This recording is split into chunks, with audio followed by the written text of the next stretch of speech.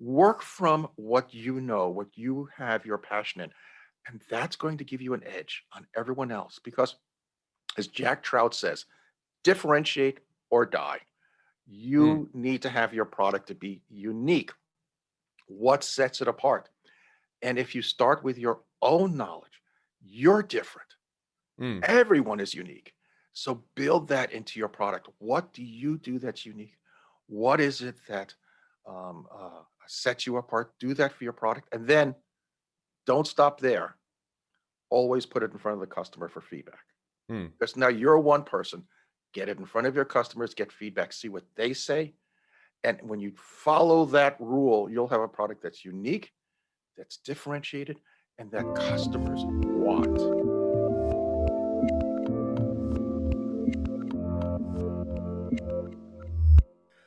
Hey everyone, this is Devin Miller here with another episode of the Inventive Journey. I'm your host, Devin Miller, the serial entrepreneur that's grown several startups into 7 and 8 figure businesses, as well as founder and CEO of Miller IP Law, where he helps startups and small businesses with their patents and trademarks. If you ever need help, feel free to go to strategymeeting.com and grab some time to chat. Now, today we have another great guest on the podcast, and Stephen, and I'll go with Selikoff? Close enough, yeah. All right. So Stephen, starting out, went to Wharton for a period of time. I think he jumped around to a couple other schools, did some things in fashion photography, went to Milan, had some fun success there, and then made a bit of a pivot from photography to multimedia. Worked for Microsoft, I think, for a bit of time in Seattle, and then ended up doing some glass blowing classes. And I think that's, if I remember right, and I could be completely wrong, that's how you met your wife slash ex-wife, but don't call me on it. And then continued to do some stuff with service dogs and having a story to tell there. And then launched got some launched, I think it was pillowcases, and got some samples before Christmas. Gave them out to a few things. It blew up, went well, and been building a bit of where he's at today after that. So that's a very brief and high level overview, and I'm sure I got a couple things wrong, but I did my best. And with that, welcome on the podcast, Stephen. Thank you. In fact, did you breathe in the middle of all that? It's like, wow. It was a little bit of a mouthful, but I think I got through most of it and didn't make too many hopefully mistakes. But no, it was a good journey. I'm excited to dive in a bit more of your journey. So now that I gave the brief overview, take us back in time a little bit to when you were at Wharton and kind of how that went, and let's hear a little bit about your journey. Yeah, I loved it. And it's one of those places where you really feel that you are surrounded by people who are absolutely brilliant. And I was lucky I've had that opportunity a few other times in my life. Certainly at Microsoft for 12 years, I did some consulting, and I was at the Ford Foundation for a few weeks doing some consulting. And once again, you get that feeling. There's nothing more of a rush Mm. than when your mind is trying to keep up with everything and it's just boom, boom, boom. But So it now took a while to get there. before we jump up to Microsoft, because I think that jumps over a bit of what you did Oh yeah, beforehand. I quite a lot. remember. So you did, fashion industry for a period of time, went to Yep, Milan. So I used maybe to do. share us a little or tell us a little bit about that. Yeah, so I started at Wharton and discovered fraternity life, which was not didn't leave my dad too happy, who pulled me out and put me under a school where my brother could keep me under his watchful eye, Mm, or at least he tried to.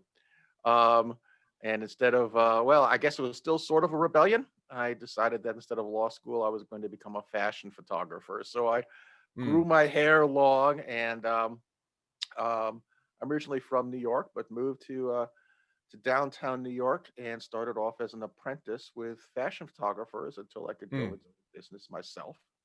mm, Um, and one of the very first people I ever worked with was Annie Leibovitz, who is just incredible. Now, all I did was I stuccoed a wall on the back of her studio for a background for her photographs, but just to be there and listen to her and see how she worked, and to see things on the wall was mm, incredible. But eventually, as I said, I got enough gumption to start off on my own. Mm, picked up my camera, my portfolio, had a couple of rock and roll gigs under my belt, doing some album covers and stuff. And I thought I mm, was, just everything. So, got in the plane, went to Milan, and proceeded to live as a starving artist. But it mm, was great. I think as entrepreneurs, you inherently have that risk gene. Actually, it's probably a combination of risk gene and arrogance slash stupidity, because you believe that you can do something and then you jump in and you do it. I don't mm, think entrepreneurs as a breed, we don't take things safe. mm. So I had a lot of fun with that. Did that for a number of years until my eye started going. I didn't realize it at the time, but I was diabetic, and I got into multimedia development, still staying in the graphics area, Mm, and that shifted to developing multimedia learning, and did pretty well with that. Beat out mm. Microsoft for the sort of the big awards of the year, and they recruited me and brought me up here to Seattle, which I absolutely love. It's one of the most beautiful places in the country.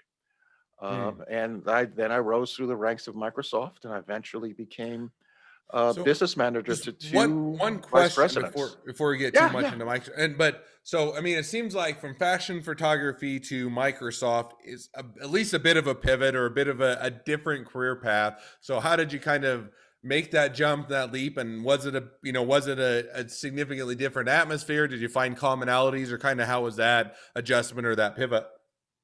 Well, it definitely is a pivot, but it was also in many ways a natural progression. When I first landed in Italy, and I had done a lot of work in New York, I was humbled. I had some great art directors I worked with. One of them was Renzo Castiglione, and bit of a legend at the time. He ran a number of magazines for Mondial, uh, Mondialori, I think the name of Mm, the publishing house was. But he looked at my work and he said, "This is great. I can see where the buttons and the pleats are," which is exactly what I learned to do in New York. He mm, said, "But I don't know what it's like. How does it feel to wear these clothes? mm, What is she feeling?" Pointing to the model. "What is he feeling?"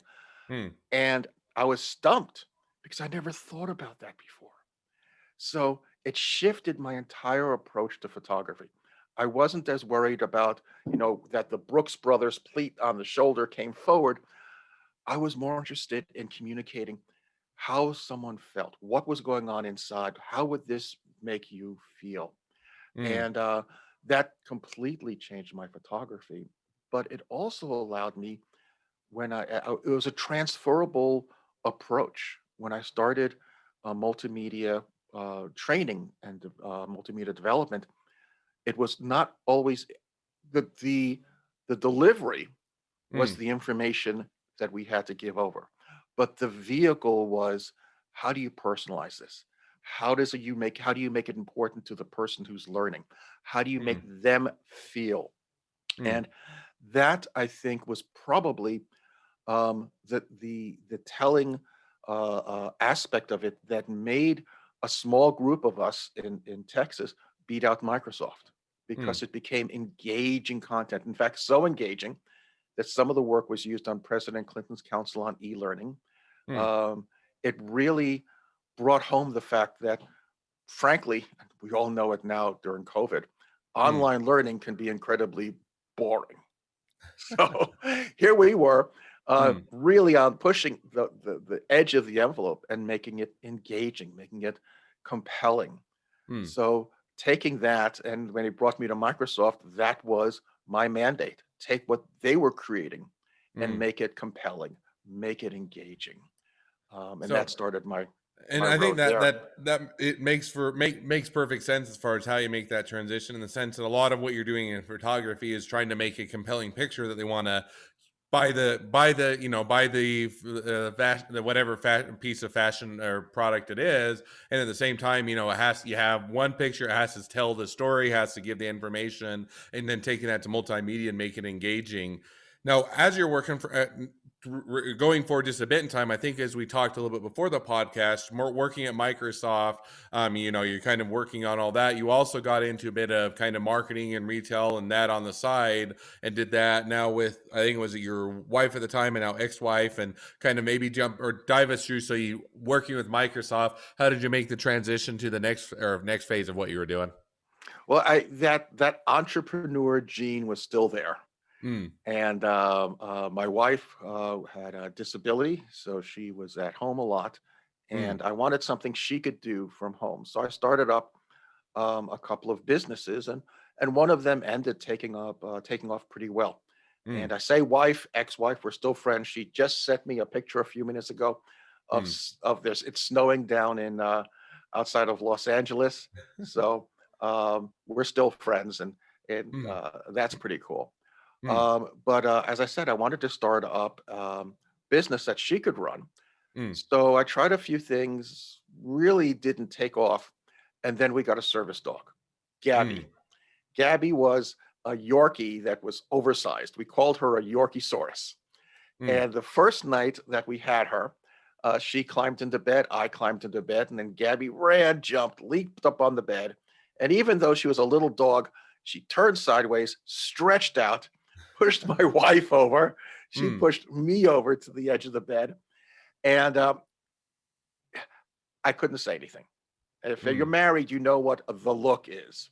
And my mm, wife gave me the look. She goes, "This is it. Get used to it." mm, I have a tendency to approach things in life with a sense of humor.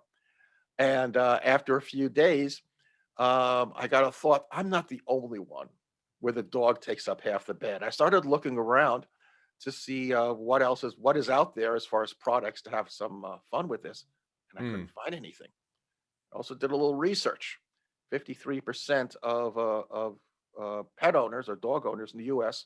have the dog sleep on the bed, which mm, means more dogs sleep on the bed than dog crates, dog kennels, mm, dog houses mm, um, combined, dog beds combined. So mm, that's a pretty strong market. And in fact, it rises up to 73% with small dogs.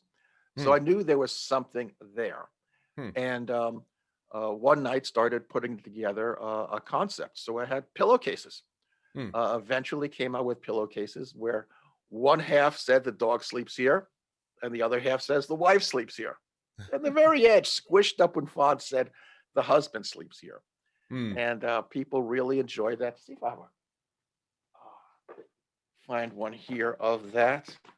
Here's our old catalog, and if it's possible to go up to the camera, Mm. but there you see the dog, the wife, the husband, and so on.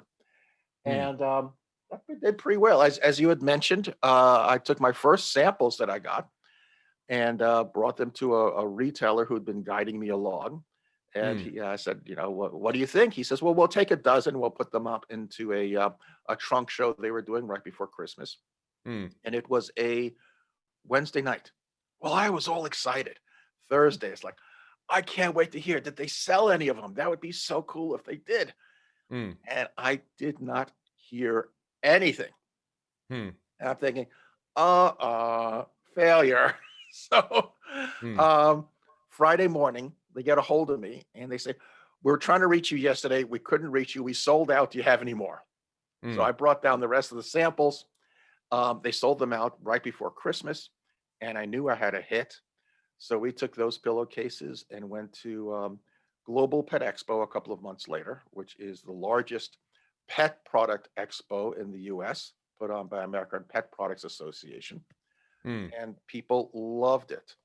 Um, I had a lot of retailers come by and say, we've never seen anything like that. Can we have it? Mm. I had agents come by and said, I've never repped anything like that. Can we rep you? American Pet Products Association gave us second place for best new pet product of the year for boutiques. Mm. A couple of weeks later, I was talking to one of my clients and they said, aren't you excited? And I said, yes, but about what? And they said, your product was on the Today Show. So I was like, wow, that's just Mm. and things took off. People, it really resonated with people, both the pet aspect. I knew that the market was strong because at Microsoft, you learn not to just go off of your gut, but to go off of numbers as well. Mm, And we eventually got into Bed Bath and Beyond, Francesca's, piles of independent and small retailers, mm, and the Atlanta Mark, America's Mart in Atlanta, the Las Vegas shows, the Los Angeles shows. I mean, just was right across the U.S. with a sales force of over 100 folks, and even international sales because somehow they found out about us. And mm. everyone loves their dogs. So that was a lot of fun. And at the same time, I was working at Microsoft. I was business manager at Worldwide Retail Sales and Marketing. Mm, So one of Bill Gates's last official acts at Microsoft, we were able to introduce him to our concept of a store within a store and a Microsoft standalone store. mm. And he got involved on the corporate side of putting together a retail store, and of course production that I was learning both on a grand scale and on a small scale with my own businesses. It's been quite a ride. Now, remind me. So, and did that? It was successful. It was a fun. And sounds like a fun business, and you're getting a lot of traction. And then I think it was, you had a heart attack, if I remember right, or something of that nature, and decided you wanted to shift gears a bit. Or what you found is really you loved product development, and helping others do kind of the same thing you've done. Is that about right? Is that Absolutely. my Yep. recollection correct? Yep. That particular business we had to dissolve when I went through a divorce, and I had some others since then. Mm, And I had a friend who convinced me to help others learn to do the same thing, which we did. We brought people out to China. I mm, showed them around factories and taught them how to negotiate. And then a year and a half ago, I was mm, driving across the US, stopped off at Yellowstone. If nobody has gone to Yellowstone, you absolutely have to put that on your list. mm, Um, but I didn't stay as long as I wanted because coming across the mountains, the Continental Divide, I got a little bit of indigestion, a little mm, pain I thought was from altitude. mm. So I cut that short, continued driving back to Seattle, and a couple of days later, that indigestion pain came back, and I told a friend of mine, I said, "That just doesn't feel right." And she said, "Well, you're going to the hospital." I couldn't argue. So she brought me to the hospital, and I discovered I was having a heart attack. It wasn't like the movies. There's no elephant on my chest or any of that. It was just a bit of a pain and a good friend. And as we were talking, I woke up the next day and I realized how lucky I am. And Mm, it was a real moment of gratitude. I had a new product I had recently launched. It was doing well. I was in the gift bags at the Oscars. I was in a bunch of magazines.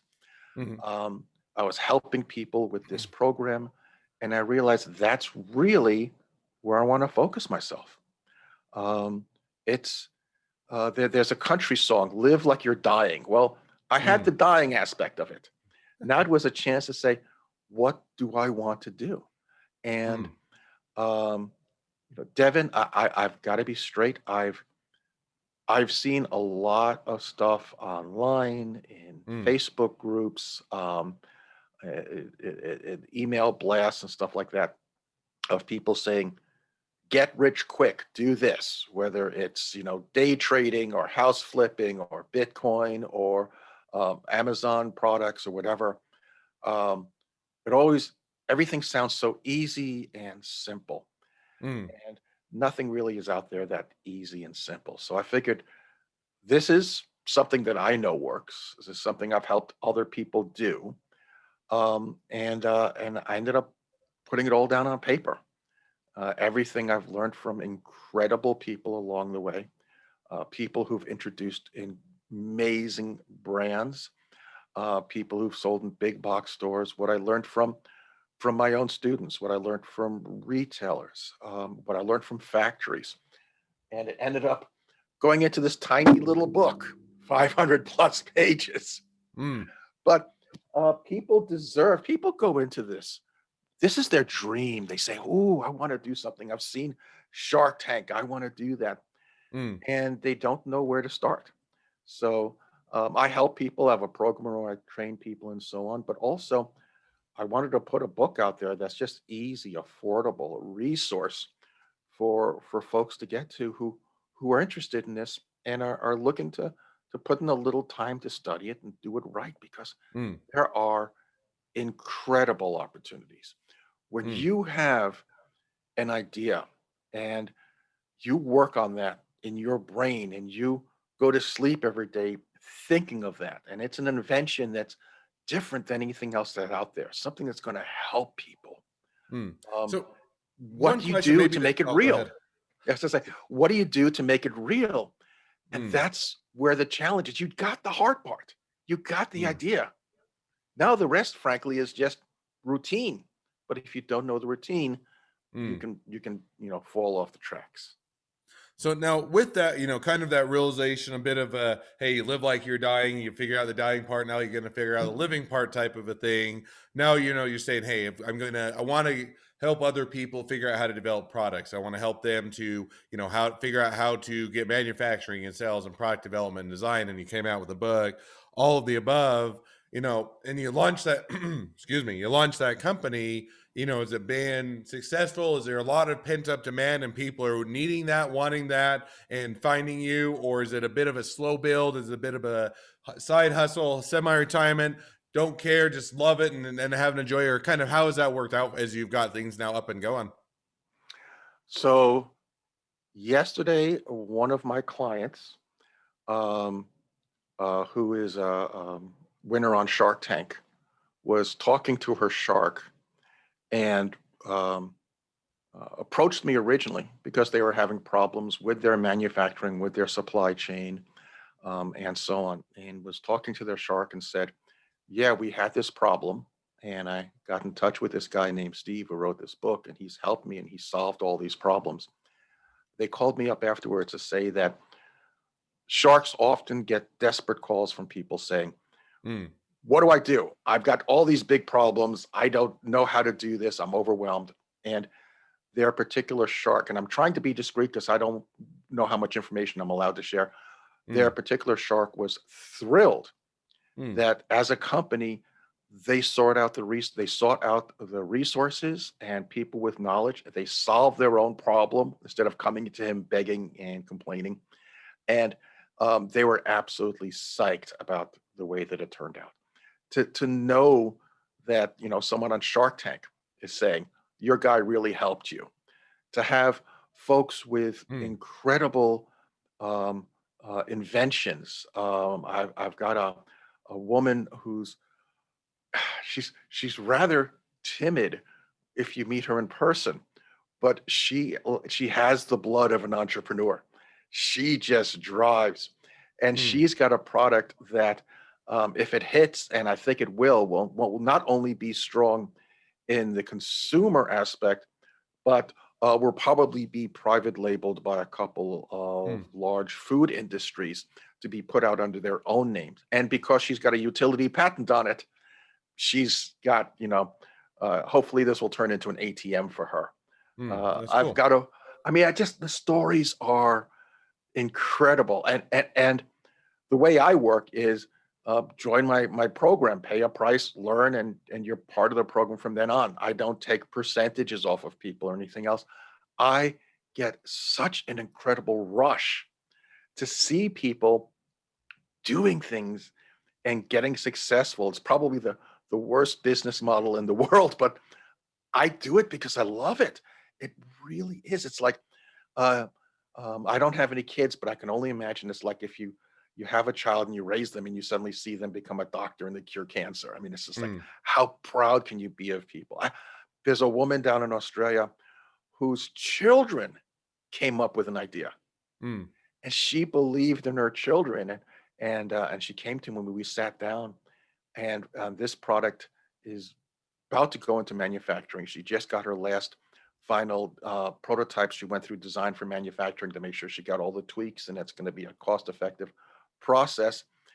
She'll be starting manufacturing after Chinese New Year, and this is going to take the world by storm.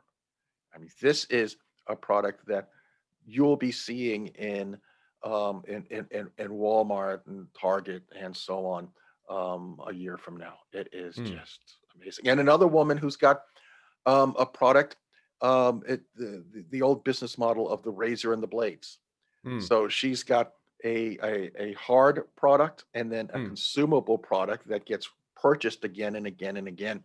mm. And Devin, the feeling of having time to sit down with her and talk about beyond the product, at this point, we're talking about how she's going to have to be staffing out supply side folks, how she's going to have to be able to do her 3PL here in the US that's got the ability to fulfill a subscription program, how many people she's going to need on her staff.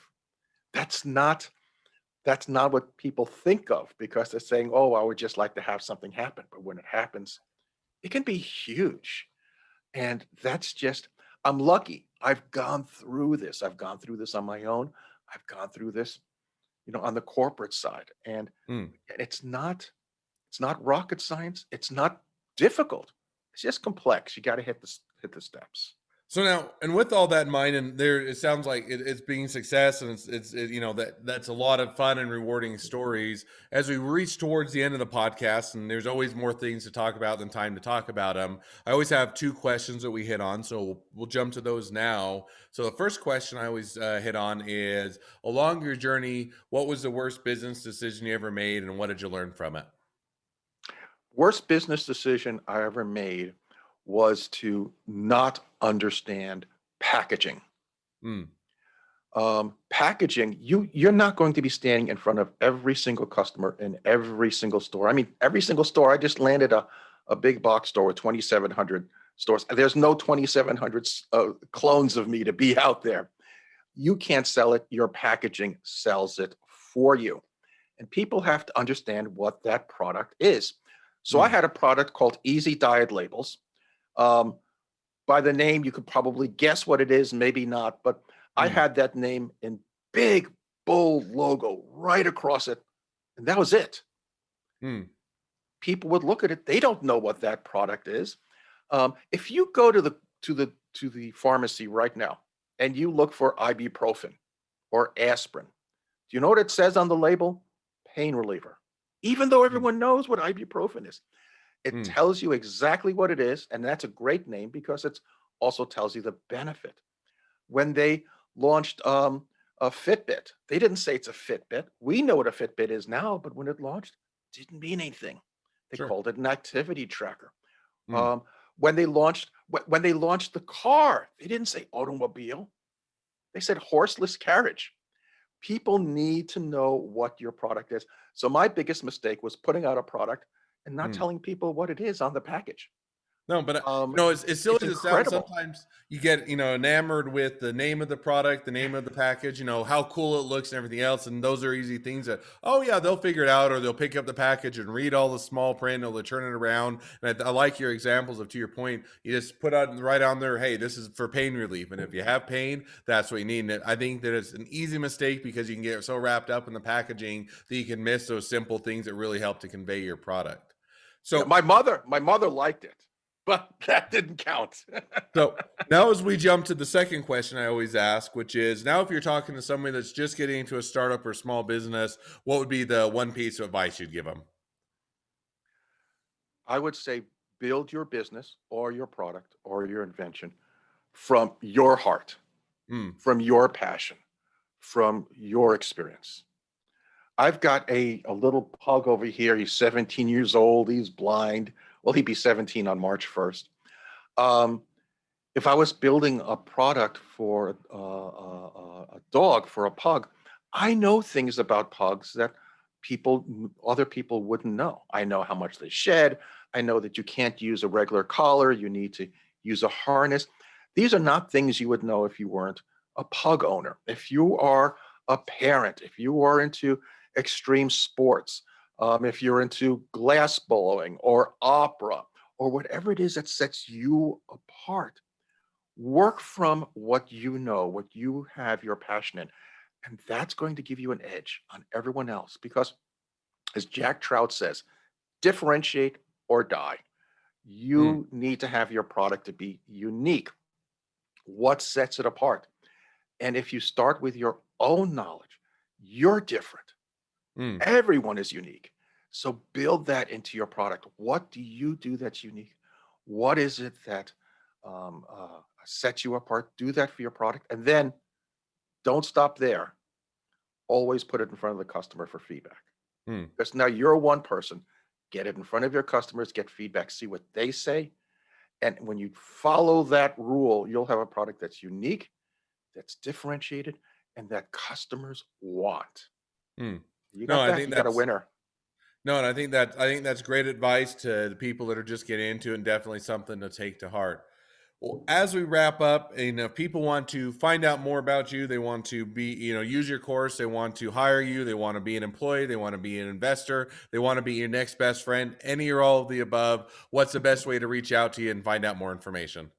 Well, first of all, in that best friend thing, chocolate. Chocolate gets you anything.